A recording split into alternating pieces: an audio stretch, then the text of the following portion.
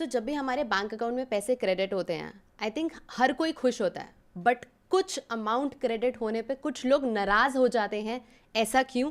कौन से अमाउंट पे नाराज़गी आती है? ये सारी चीज़ें आज हम जानने वाले हैं इस वीडियो में। सो मैं आपसे जानना चाहूँगी, एक अमाउंट को देख के आप बहुत नाराज़ हुए थे, ऐसा क्यों और वो कौन सा अमाउंट था? तो अब इनकम टैक्स का समय आ गया, रिटर्न वगैरह फाइल होनी है, Yes. राइट। शुरू हो गया सब कुछ। तो AIS एक स्टेटमेंट होती है, वो डाउनलोड करी, उसमें डिविडेंड का अमाउंट मैंने देख लिया। बैंक से मैसेज आते रहते हैं, ठीक है, उतना उस पर ध्यान नहीं दिया। लेकिन मैंने जब पूरे साल में अपना डिविडेंड देखा तो उसका अमाउंट जो था ना, वो मैं आप सबकी स्क्रीन पे यहाँ पे दिखाना चाहता हूँ। ये है 3,48,695 रुपये का मुझे जो है वो डिविडेंड मिला है। सुनने में बहुत अच्छी बात लगती है, लेकिन है ये बहुत ही ज़्यादा दुख की बात। ऐसा क्यों? हाँ, वैसा क्यों है वही मैं आपको समझाने जा रहा हूँ। और इससे पहले आप लोग क्यूरियस हो कि कौन सी कंपनी से कितना डिविडेंड मिला है, एक बार वो देख लेते हैं। सो HDFC बैंक के मेरे पास स्टॉक्स हैं, उसमें मुझे एक 135 का डिविडेंड मिला है। ITC ने पूरे साल में मुझे 95,000 का डिविडेंड दिया है। नेस्ले इंडिया के मेरे पास स्टॉक्स थे 26,000, Infosys, Pidilite industry, Bajaj holding, page industry. अच्छा, एक बात बता दूँ, ये सब इन्वेस्टमेंट एडवाइस नहीं है, ये मेरी कुछ पुराने पाप मैं बोल सकता हूँ, ठीक है। कोलगेट, पामोलिव, TCS और एक 38 रुपये का भी डिविडेंड है। ये मैं basics of stock market course पढ़ा रहा था, उसके लिए मैंने एक शेयर जो है इनका खरीद लिया था, और तो उसी का डिविडेंड जो है वो आ गया है। एनीवेज, तो ये सारी कंपनीज हैं जिन्होंने मुझे डिविडेंड दिया है। एंड जैसा कि शुरुआत में आपने बोला वृंदा, के डिविडेंड मिलने पे मैं बहुत ज़्यादा दुखी होता हूँ, बहुत ज़्यादा दुखी होता हूँ। मुझे लगता है कि भाई क्यों ही आ गया, राइट। एंड अब आपने जो सवाल पूछा था कि ऐसा क्यों, तो मैं उसका जवाब देने की जो है वो कोशिश करता हूँ। अगर मैं सबसे पहले अगर बताना चाहूँ ऑडियंस को कि डिविडेंड होता क्या है, राइट, तो सिंपली स्पीकिंग आपको कई बार हमने डिस्कस करी है कि जब कोई व्यक्ति किसी कंपनी के शेयर्स खरीद लेता है तो वो उस कंपनी का एक तरीके से ओनर बन जाता है, राइट। इतनी बात तो क्लियर है। अब जब ओनर बन गया है तो कंपनी जो भी प्रॉफिट कमाएगी उस प्रॉफिट में भी इसका हिस्सेदारी होनी चाहिए, राइट। इसका शेयर होना चाहिए बेसिकली, कि भाई मुझे भी अपने प्रॉफिट में कुछ हिस्सा दो। तो कंपनीज अगर प्रॉफिट कमाती हैं और कंपनी को लगता है कि भाई हमारे पास आगे बहुत अच्छी इन्वेस्टमेंट अपॉर्चुनिटी नहीं है, या फिर इन्वेस्टमेंट अच्छी करने के बाद भी हमारे पास जो है वो स्पेयर पैसा बच जाएगा, तो कंपनी क्या करती है, कंपनी शेयर होल्डर्स को बोलती है कि अब इस प्रॉफिट में से कुछ हिस्सा आप भी ले लो, और उसको बुलाया जाता है क्या, डिविडेंड, राइट। तो मैं जिस कंपनी का शेयर होल्डर हूँ, मुझे उस कंपनी के प्रॉफिट में एक तरीके से कंपनी को जो सही लगा उसने मुझे वो हिस्सेदारी दी है, और ये मेरे बैंक अकाउंट में आया है। इसी को मैं बोलता हूँ क्या, dividend. So is it mandatory for every company? मतलब आपने जितने स्टॉक्स लिए होंगे, मतलब हर एक पे आपको डिविडेंड आ रहा है, नहीं, या नहीं, फिर कंपनी की चॉइस होती है? कंपनी की चॉइस है जी, ये कंपनी का डिसीजन है जी, कि डिविडेंड देना है, कितना देना है। एक इंटरिम डिविडेंड होता है, फाइनल डिविडेंड होता है। वो सारी चीज़ें हम बिल्कुल कॉमर्स में नहीं जा रहे हैं अभी, मतलब अकाउंट्स नहीं पढ़ने जा रहे हैं, बट येस, तो ये कंपनी की चॉइस होती है, कोई मैंडेटरी नहीं होता है। And therefore dividend is different from interest, right. Interest क्या है ना, it's a fixed income thing. आपने FD करा दी जी, आपने FD करा दी 10 लाख रुपए की, अब उस पर मान लो इंटरेस्ट रेट जो है वो 7% है, तो वो आपको हर साल या जो भी पीरियोडिक पेमेंट डिसाइड हुई है वो आपको मिलना ही मिलना है। लेकिन डिविडेंड के अंदर ऐसा नहीं होता है। डिविडेंड आ भी सकता है, नहीं भी आ सकता, और डिविडेंड कितना आएगा ये भी आपको नहीं पता है, राइट। सो इंटरेस्ट जैसा ये बिल्कुल भी नहीं है। एंड जनरली स्पीकिंग लोग जितने भी मेरे हिसाब से जो शेयर होल्डर्स होते हैं, एटलीस्ट इन इंडिया, कुछ बाहर वाली कंट्री में हो सकता है कि डिविडेंड इन्वेस्टिंग बहुत अच्छा काम करती हो, बट इंडिया में मेरा मानना है कि dividend investing is not very fruitful. वो हम आगे डिस्कस भी करेंगे। बट जनरली लोग जो है वो शेयर्स में या स्टॉक में क्यों इन्वेस्ट करते हैं, उनका एक पर्पस होता है, वो पर्पस होता है कैपिटल एप्रिसिएशन कमाना, राइट।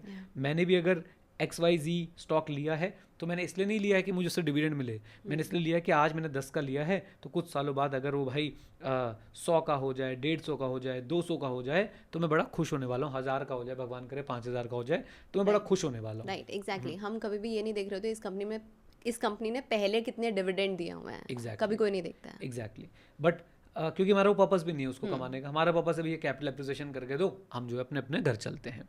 अच्छा, अब मैं इससे परेशान क्यों होता हूँ, राइट। क्योंकि ये पैसा, ये जो 3,48,000 रुपये यहाँ पे आपको दिख रहे हैं, राइट, ये मेरे अकाउंट के हैं। मेरी वाइफ के अकाउंट में भी कुछ ना कुछ डिविडेंड ज़रूर आया होगा, उनके पास भी इंडिविजुअल स्टॉक है। मुझे जब ये पैसा आता है, क्या मुझे इस पैसे की करंटली नीड थी? Answer is no. Why? Because मैं अभी अर्न कर रहा हूँ, मेरी भी एक्टिव इनकम चल रही है, और मुझे अभी और एक और सोर्स ऑफ इनकम की या एक और स्ट्रीम ऑफ इनकम की ज़रूरत नहीं थी, राइट। अब इसमें ये सवाल आ सकता है जब ज़रूरत नहीं थी तो भाई इन्वेस्टमेंट क्यों कर रखी? सी मुझे भी इन्वेस्टमेंट्स की ज़रूरत है, मुझे भी और इनकम की ज़रूरत नहीं है। और ये मेरे पास जब आएगा तो हुआ क्या होगा, आप सबसे बड़ी प्रॉब्लम समझो, इस 3,48,695 रुपये पे वृंदा मुझे देना पड़ेगा tax, and this is my biggest problem, right. इस टैक्स से कैसे बच सकते हैं मैं वो भी बताऊंगा, लेकिन अब इस पे टैक्स जो है वो कितना होगा? हाँ, किस रेट से जो है वो टैक्स Yes. लगने वाला है, वो लगेगा स्लैब रेट पे, और उसके ऊपर जो है वो सरचार्ज भी आता है, राइट। तो स्लैब रेट पे उस पर टैक्स लगेगा, यानी कि मेरे केस में 30% जाएगा और सरचार्ज वगैरह भी आएगा। लेट्स टॉक अबाउट 30% ओनली, यानी कि 3 लाख अगर हमारा कैलकुलेटर पास में है तो 3,48,695, 3,48,695 का 30% जो है वो बनता है 1,04,608 रुपये, लगभग 1,04,608 रुपये हम सिर्फ किस में दे देंगे, सिर्फ और सिर्फ हम लोग टैक्स में दे देंगे, राइट। अब ये पैसा गया, बस खत्म, टाटा बाय बाय हो गया इसका। मैं तो ये चाहता हूं कि कुछ ऐसा तरीका होता कि जिससे ये पैसा भी क्या रहता, इन्वेस्टेड रहता, राइट।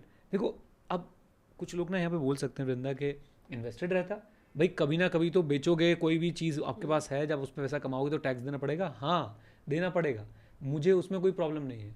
मुझे प्रॉब्लम है कि जब मुझे भी पैसा चाहिए ही नहीं और मुझे पैसा मिल रहा है और फिर मुझे उस पर ज़बरदस्ती टैक्स देना पड़ रहा है।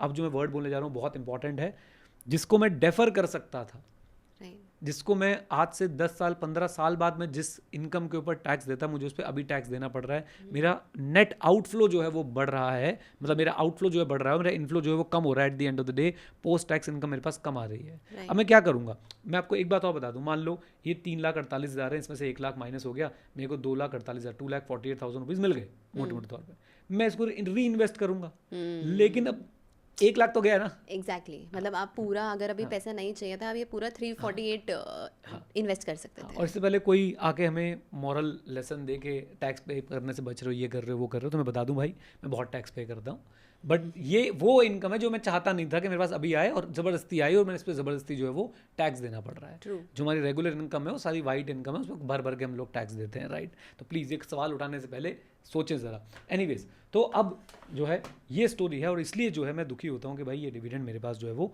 क्यों आ गया है, राइट।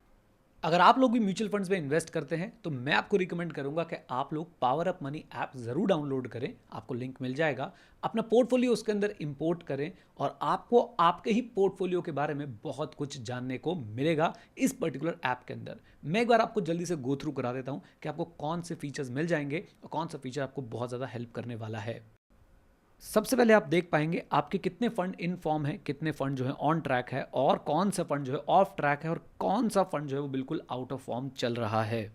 इसके चलते आप लोग डिसीजन ले पाएंगे कि आपने कौन से फंड से एग्जिट करना है, और इवन अगर आप लोग जो है इनका एलीट प्लान लेते हैं तो आपको ये भी पता चल जाएगा आपको कौन से फंड के अंदर जो है वो पोजीशन बना लेनी है। और ये सारी चीज़ें जो हैं आपको विद रीज़न समझाई जाती है, ऐसे ही हवा में कोई बात जो है वो नहीं की जाती है। आपको आपकी टैक्स समरी भी यहीं पे देखने को मिल जाएगी। साथ साथ में मैं आपको एक बात बता दूं कि अगर आपके पास कोई रेगुलर फंड होगा तो वो भी आपको यहाँ पे हाईलाइट करके बता दिया जाएगा, और साथ में ये भी बताया जाएगा आप कितने पैसे लूज़ कर रहे हैं रेगुलर फंड्स की वजह से।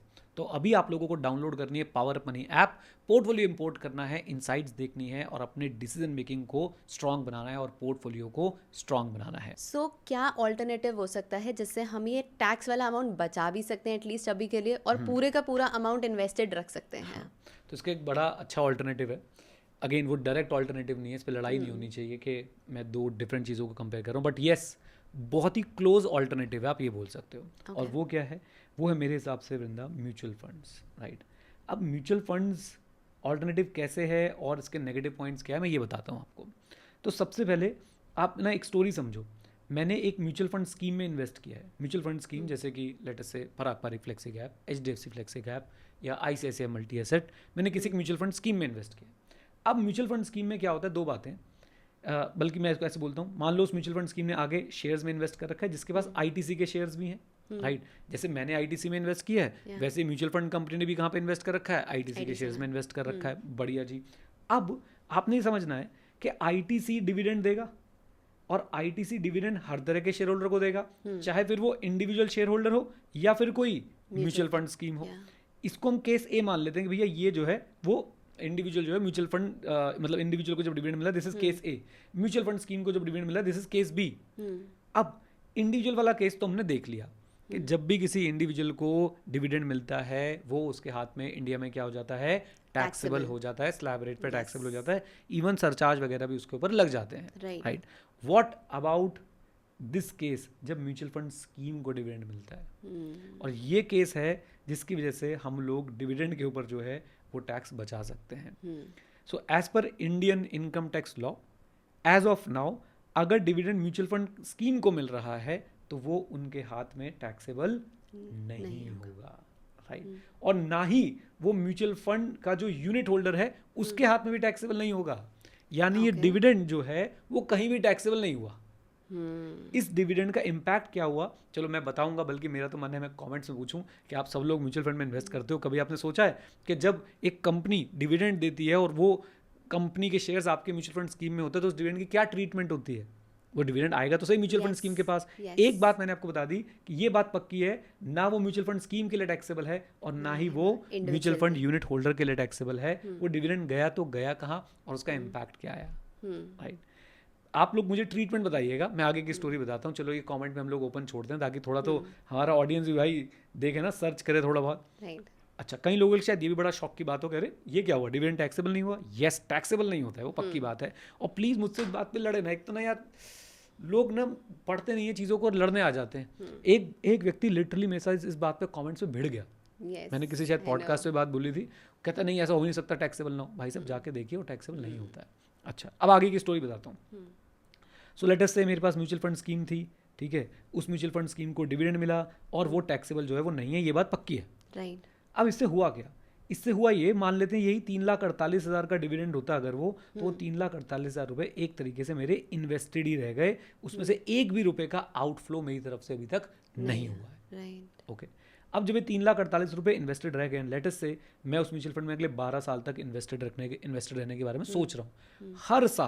हर साल ये 3,48,000 रुपये जो है वो आते रहे होंगे मुझे। मान लो कंपनी इतना डिविडेंड दे रही है, इवन इससे ज़्यादा भी हो सकता है, मैं कुछ और शेयर्स भी खरीदूंगा, फॉर एग्जांपल मैं म्यूचुअल फंड के अंदर अपनी और SIP भी करूंगा और इन्वेस्टमेंट भी करूंगा, तो हर साल थोड़ा थोड़ा अमाउंट बढ़ रहा होगा, लेकिन कभी भी मेरी जेब से इस अमाउंट के आने के लिए एक भी रुपये का टैक्स नहीं जाएगा। और मैं 12 साल तक टैक्स को क्या करता रहा?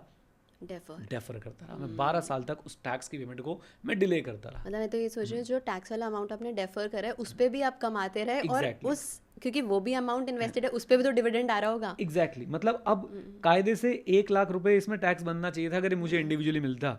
अब उस 1 लाख रुपए भी मैं कमा रहा हूँ, और हिंदुस्तान में रहते हुए आपको ऐसी अपॉर्चुनिटीज बहुत कम मिलती है कि आप उस पैसे पे कमा रहे हो जिसको जो आपने सरकार को देना था। तो अब कहीं ना कहीं इस 1 लाख रुपए पे जो है वो अच्छा खासा अमाउंट जो है वो कमा रहे होंगे इस समय। मतलब ये 1 लाख 1 साल का है, ऐसे ही ये जब इन्वेस्टेड रहेगा इस पर भी कंपाउंडिंग होगी, अगले साल का अमाउंट होगा उस पर भी कंपाउंडिंग होगी। तो इस तरीके से आप क्या करते रहेंगे, आप लोग जो है वो उस पर अर्न करते रहेंगे, राइट। एंड एक बात और बताऊँ वृंदा, चलो मेरे पास 3,48,000 रुपये आए, अब हो सकता है मैं इसको री इन्वेस्ट कर दूँ टाइमली, लेकिन ये भी तो हो सकता है मैं इसको खर्च कर दूँ। लेकिन इस केस में म्यूचुअल फंड के केस में आपका सो आए नहीं, पहले तो वो पूरे आए नहीं। हाँ, उसमें से भी पूरे आए नहीं, यस, उसमें से TDS भी डिडक्ट हुआ है, राइट, मुझे टैक्स भी पे करना पड़ेगा, सारी बातें हैं। और मैं कह रहा हूँ कि उसमें से फिर हो सकता है मैं रीइन्वेस्ट कर दूँ, हो सकता है मैं उसको स्पेंड भी कर दूँ, लेकिन इस केस में तो भाई अब आप अगर म्यूचुअल फंड यूनिट नहीं बेच रहे हो तो इसका मतलब वो इन्वेस्ट ही हो रहा है, ट्रू, राइट। तो ये बहुत बहुत मुझे लगता है कि बड़ा फ़ायदा है जो लोग समझ नहीं पाते हैं, राइट। अब इसका इस वाली डिस्कशन का क्रिटिसिज्म क्या है, मैं आपको क्रिटिसिज्म ही बताता हूँ। पहली बात तो ये, लोग बोलते नहीं जी वो डिविडेंड टैक्सेबल होता है, भाई वो तो बिल्कुल ही गलत है, इसका मतलब आपको फिर इनकम टैक्स लॉ नहीं पता है। दूसरी बात, लोग बोलते हैं म्यूचुअल फंड और डायरेक्ट स्टॉक्स को आप कंपेयर मत करो, क्योंकि स्टॉक आप अपनी मर्जी से खरीदते हो, म्यूचुअल फंड में आपकी मर्जी नहीं चलती है, आप फंड मैनेजर की मर्जी जो है वो चल रही होती है। मैं आपकी बात से एग्री करता हूँ, फंड मैनेजर की मर्जी चल रही होती है, but at the end of the day mutual fund भी आप सोच के खरीदते हो ना, म्यूचुअल फंड भी आप ये देखते हो ना फंड मैनेजर का स्टाइल क्या है, वो कैसे इन्वेस्ट करता है, और ये सारी बातें आप देख के जो है वो इन्वेस्ट कर रहे होते हो। तो इस बात को आप ध्यान में रखें कि भाई डायरेक्ट कंपैरिजन शायद नहीं हो सकता, लेकिन इनडायरेक्टली आप इक्विटी इन्वेस्टिंग तो कर ही रहे हो, आपका जो अंडरलाइंग इन्वेस्टमेंट एसेट है, एसेट क्लास है, वो बिल्कुल सेम हो रही है यहाँ पे, राइट, लगभग सेम हो रही है।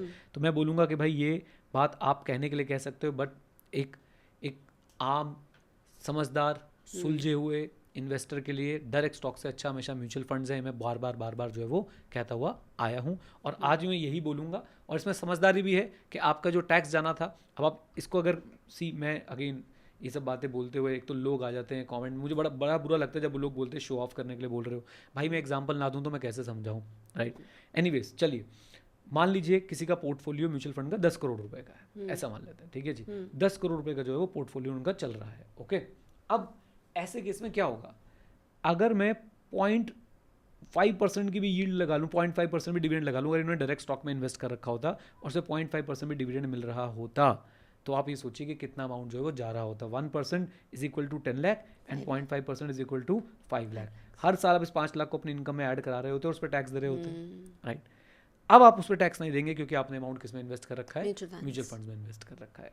सो ये बात समझने वाली है कि अभी शायद आपका छोटा पोर्टफोलियो तो आपको ये बात इतनी पिंच ना कर रही हो, but as and when your stock portfolio will grow, आपको ये बात जो है पिंच करने लग जाएगी, राइट। सी आप फिर बोल सकते हो स्टॉक में हम इतना भी तो कमा लेंगे, उतना भी तो कमा लेंगे। स्टॉक में आप कितना कमा लोगे? मैं एक रिटेल इन्वेस्टर के पॉइंट ऑफ व्यू से बात करूं तो आओ मुझे ज़रा दिखाओ कि भाई अपने डीमैट अकाउंट दिखाओ, मैं आपको best of the best mutual fund दिखाता हूं, दोनों के रिटर्न्स कंपेयर करो और देखो फिर आप कहाँ स्टैंड करते हो, आपने कितना टाइम एफर्ट डाला है, कितना लॉस किया है, कितना प्रॉफिट कमाया है, वर्सेस एक सिंपल बेसिक से म्यूचुअल फंड ने जो है आपको कितने पैसे जो है वो कमा के दिए हैं without your time investment etcetera. I think यहाँ पे लोग बहुत गलत कंपैरिजन करते हैं, वो एक स्टॉक का रिटर्न उठा के पूरे म्यूचुअल फंड पोर्टफोलियो का रिटर्न कंपेयर कर रहे होते हैं। अपने पोर्टफोलियो की बात करो ना, अपने 30 स्टॉक्स बताओ ना जो आपके पूरे पोर्टफोलियो में है, राइट, और फिर उसमें अमाउंट बताओ, फिर उसमें अमाउंट बताओ। एनीवेज चलिए, तो ये तो बेसिक चीज़ हो गई जो मैंने आपको बताई कि भाई आप जो है इसमें अपना जो है वो टैक्स डेफर कर सकते हो बहुत लंबे समय तक। और इसका एक और बहुत बड़ा फ़ायदा है, क्या बहुत ही बड़ा फ़ायदा है, और वो फ़ायदा again one of my favourite benefit है वो। अभी मैंने आपको बताया था वृंदा के डिविडेंड जो है वो मेरे स्लैब रेट पे टैक्सेबल हो जाएगा, यस, राइट। लेकिन अगर आप डिविडेंड नहीं ले रहे हैं, जैसे अगर आप म्यूचुअल फंड में इन्वेस्ट कर रहे हैं तो आपके पास डिविडेंड आ ही नहीं रहा है, वो डिविडेंड री इन्वेस्ट हो जा रहा है, राइट। डिविडेंड आ ही नहीं रहा, री इन्वेस्ट हो जा रहा है। अब जो लोग ये बोलते हैं कि आप आज नहीं तो 10 नहीं तो 15 नहीं तो 20 साल बाद तो बेचोगे, जब बेचोगे तब कैपिटल गेन होगा, तब आपको टैक्स देना पड़ेगा, बिल्कुल देना पड़ेगा, लेकिन कितना? हमारा रेट बहुत कम है। यस, डिविडेंड पे आपका 30% का रेट जा रहा था, और जबकि आपको इस पे कैपिटल गेन होगा तो आपको 12.5% का रेट लगेगा एज ऑफ नाउ। अब मैं उन लोगों से बात कर लूं, अगर ये रेट फ्यूचर में बढ़ गया तो मैं कहता हूँ, अगर ये रेट फ्यूचर में घट गया तो अगर की तो जगह ही नहीं है, जो हो रहा है मुझे उस पर बात बता दो भाई, राइट। एनीवेज आप अभी भी तो 30% दे ही रहे थे ना। यस, मतलब अभी भी तो दे ही रहे थे, आपने डेफर तो कर ही लिया, एक बेनिफिट तो ले लिया। और मैं आपको बता दूं जिनको नहीं पता है, 2018 तक if I am not wrong LTCG पे टैक्स रेट 0 था, लेकिन मैं एक बात और बता दूं कि 2004 तक ये टैक्स रेट 0 नहीं था। 2004 में 0 हुआ था, 2004 से 2018 के बीच में डेट्स एक बार चेक कर लीजिएगा, 0 रहा। उसके आगे पीछे इस पे टैक्स रेट रहा है, और हो सकता है गवर्नमेंट आगे चल के बोल दे हम दोबारा से 0 कर रहे हैं, और मैं कह रहा हूँ गवर्नमेंट बोल दे हम 15 कर रहे हैं, 20 कर रहे हैं, राइट। पॉइंट इतना सा है कि आप टैक्स डेफर कर गए, और अगर टैक्स रेट इतना ही रहता है या कम रहता है, अगर की वैसे जगह नहीं होनी चाहिए, मैंने भी खुद ही बोला था, तो अगर मैं अगर बोल रहा हूँ मतलब करंट टैक्स रेट के हिसाब से बता सकता हूँ कि आपका सिर्फ 12.5% का टैक्स जाएगा, क्योंकि आपकी डिविडेंड इनकम आपने मैजिकली कैपिटल गेन इनकम में कन्वर्ट कर दिया, राइट। तो ये जादू नहीं है तो और क्या है, राइट। तो इसलिए मैं डिविडेंड, जो हमारी बातचीत शुरू हुई थी कि डिविडेंड देख के मेरा इतना मूड ख़राब क्यों होता है, ए मुझे वो इनकम अभी चाहिए नहीं, बी उसमें मेरा आउटफ्लो होने वाला है पैसे का, सी अगर मैं म्यूचुअल फंड में इन्वेस्ट करके रखता तो वो आउटफ्लो पैसे का नहीं होता और वो री इन्वेस्ट पक्का हो जाता, मुझे डिसीजन नहीं लेना था, वो अपने आप ही री इन्वेस्ट हो जाता। एंड डी मैं टैक्स को डेफर तो करता ही करता, और ई भाई मैं एक काम और करता, मैं अपनी डिविडेंड इनकम को किस में कन्वर्ट कर लेता, कैपिटल गेन्स की इनकम में जो है वो कन्वर्ट कर लेता। और ये मैंने जितने संयम से मैं समझा सकता था उतनी संयम से मैंने समझाया, राइट, आप लोगों को समझाने की कोशिश की है। सो इतने सारे डिविडेंड इकट्ठा करने के बाद अब मैं आपसे जानना चाहूँगी, क्या आप अभी भी स्टॉक्स में इन्वेस्ट कर रहे हो या नहीं? ऑनेस्टली मैंने अपनी स्ट्रैटेजी बिल्कुल चेंज कर दी है, अब मैं डायरेक्ट स्टॉक्स में बिल्कुल इन्वेस्ट नहीं करता हूँ, राइट। बिल्कुल मतलब बिल्कुल ही नहीं कर रहा हूँ मैं डायरेक्ट स्टॉक्स में इन्वेस्ट। उसके बहुत सारे रीज़न है, वो हम किसी और वीडियो में शेयर करेंगे, बट ये एक सबसे बड़ा रीज़न उसमें से है कि भाई मुझे डिविडेंड नहीं चाहिए, मैं भैया अपना ठीक चल रहा हूँ बढ़िया म्यूचुअल फंड के साथ। एंड मुझसे एक लाइन बोले तो ईस्ट और west mutual funds is the best, वो वाला अब मैं व्यक्ति हो गया हूँ, चुपचाप जो भी पैसे कमाता हूँ उसे म्यूचुअल फंड्स में इन्वेस्ट जो है वो कर देता हूँ, and I am very much satisfied. ऐसा नहीं है कि मैं फोमो में हूँ कि वो स्टॉक में इन्वेस्ट करा तो मैं भी करूँ. I am very much satisfied. And जो लॉन्ग टर्म रिटर्न एक्सपेक्टेशन है वो भी बिल्कुल एकदम अलाइन चल रही है. सारी चीज़ें एकदम ठीक चल रही हैं और मुझे नहीं लगता कि अब मैं कभी डायरेक्ट स्टॉक्स की तरफ मुड़ के देखूंगा. ये कहने के बाद मैं ये ज़रूर बोल सकता हूँ कि येस, मैं ETFs में ज़रूर इन्वेस्ट कर रहा होता हूँ, जैसे कि गोल्ड के लिए हो गया या फिर कोई US बेस्ड, अगर मुझे US में इन्वेस्टमेंट करनी वो मैंने थोड़ी बहुत ETF के थ्रू करी है. और कभी कभी जब मुझे लगता है कि इंडेक्स में अपना जो है मुझे और ज़्यादा मुझे अपना स्टेक बढ़ाना है किसी पर्टिकुलर इंडेक्स में, तो मैं ETFs का जो है वो इस्तेमाल करता हूँ. इसके अलावा आई डोंट थिंक मैंने डायरेक्ट स्टॉक अभी रिसेंटली कोई बाय किया है. सेल ज़रूर कर रहा हूँ, मैंने अपने कुछ अकाउंट्स को खाली किया है बिल्कुल. And again I was lucky, I was blessed, पता नहीं कहाँ से मुझे वो जागा आया जब मार्केट एक बार 25,900 26,000 के आसपास आई, तब मैंने काफ़ी अमाउंट जो है वो सेल किया और अच्छे खासे गेंस मैंने बुक किए. मैं बस यही बोल सकता हूँ लकी था मैं. एंड आगे भी अब डायरेक्ट स्टॉक्स में इन्वेस्ट करने का कोई प्लान है नहीं मेरा. राइट. आई थिंक अब इस वीडियो को देखने के बाद इन्वेस्टर्स को ये तो समझ आ गया कि डिविडेंड कैसे टैक्स होता है और म्यूचुअल फंड में कैसे बचता है. राइट. तो काफ़ी मज़ा आया मेरे को तो इस वीडियो में. एंड आई थिंक मैंने काफ़ी टाइम बाद शूट करी है कोई वीडियो. बहुत बहुत समय बाद हम लोग साथ में बैठ के शूट कर रहे हैं. एंड डेफिनेटली मुझे लगता है कि नॉलेज इज़ पावर, और जिसको ज़्यादा नॉलेज होती है वो ज़्यादा पावरफुल होता है. राइट. एंड अगर आपको इस बात की नॉलेज पहले नहीं थी तो अब है. अपने इन्वेस्टमेंट डिसीजंस के बारे में सोचिए, समझिए. एंड अगर आप लोग भी सिंप्लिसिटी के साथ इन्वेस्ट करना चाहते हैं तो म्यूचुअल फंड्स में इन्वेस्ट कीजिए. और म्यूचुअल फंड के अपने पोर्टफोलियो को एनालाइज करना चाहते हैं तो power up money app download कीजिए. वहाँ पे अपना पूरा म्यूचुअल फंड पोर्टफोलियो इंपोर्ट कर सकते हैं. उसके बाद CRV स्कोर्स देख सकते हैं. एंड सबसे इंपॉर्टेंट बात मुझे लगता है, इवन कल मैं अपने रिलेटिव का एक ऐसे म्यूचुअल फंड पोर्टफोलियो ने भी इंपोर्ट कर रखा है, पावर अप मनी, वो देख रहा था तो ऑन ट्रैक तुरंत दिख जाता है. अर्जेंट भी आ जाता है कि इसको बेचना है, इसमें बने रहना है, तो वो सारी चीज़ें आपको पता चलती रहती हैं. That is very good. Right.